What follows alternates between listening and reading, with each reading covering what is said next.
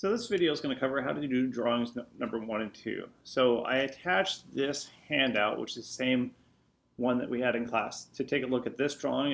This is drawing number 1. This is drawing number 2. I'm going to go about them 2 different ways, and I'll discuss them each individually. So the first thing, if you're looking at this on your Chromebook, you can zoom in so you can see the numbers a little bit more clearly. But I'm going to start off by modeling this shape right here. This line here is going to be kind of tricky because it's a slope. It doesn't just go up, it goes up and over.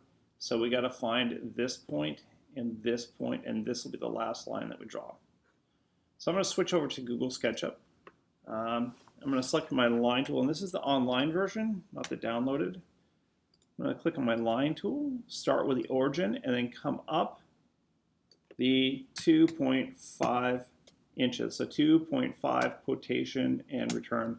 Now notice after I clicked and dragged, I just took my hand off the mouse and I typed in or keyed in the number. You can see it in the lower left corner over there. You can't drag your mouse over there. If you do, it'll start drawing a new line. So what I'm going to do is click, and there used to be. And I have to zoom in on my line because it's small right there. And it tries to zoom wherever the mouse is. If you orbit and hold down the shift key, you get this little hand and you can move it around. So again, I'm orbiting. The O key brings up the orbit, and holding down the shift key like that brings up the hand. So the next thing I'm going to do is I'm going to draw this line coming across. If I come back to my drawing, it's going to be this one right here. It's going to be 5 inches. So I'm going to click here at the end, come across along the red axis, and I'm going to type 5 quotation. In the lower right corner where it says length, you can see I'm keying in 5 quotation, return. If it keeps drawing, just press the escape key. You can come up here. Actually, what I could do is I should draw that little height of 1/2 inch. So I'm going to come up in line, and if you want the line to be a blue axis means you're going straight up and down. If it's green, it means you're going backwards, and if it's red, it means you're going left to right. So I'm going to go straight up. Again, 1/2 inch. So you can put the measurement in either a fraction, like I just did there, or you can put it in a decimal. So I can type 1/2 quotation like that, or I can type 0.5 quotation. The thing is, got to remember is don't drag your mouse to that box on the right-hand side, and just press return. And when you do, you can see that the line changed shapes. Now I'm going to come up here. I'm going to come across, and you can see just a little bit. If I do that on the green axis, I know it looks like it's coming across, but watch what happens when I orbit.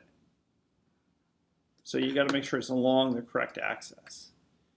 So you want on the red, and the measurement is 1 inch, 1 quotation, return.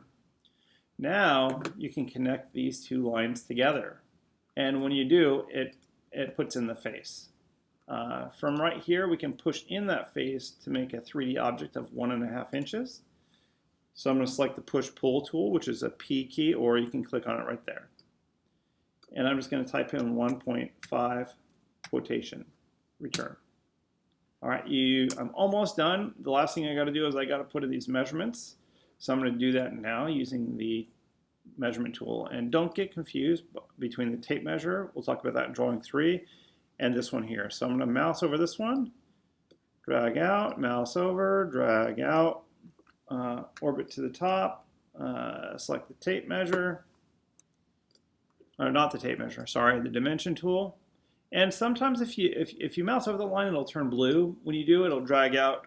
But sometimes it wants you to click on a corner, then drag to the other corner, and click a second time, and then drag up. So either which way, if you can't get it to turn blue, you can simply just click on the corners. Okay, one more over here. And drag that out. Okay, and now what I'm going to do is I'm just going to zoom out a little bit, and I'm just going to try to recenter it, and I'm going to orbit and pull this thing so it's in the center of the page, so I can you can show me all the dimensions. And so here it is. I'm just going to turn it a little bit. So turn this, or save it first. When you save it to your Google Drive, and also take a screenshot of it so that I can see both files. All right, that's how you do drawing number 1.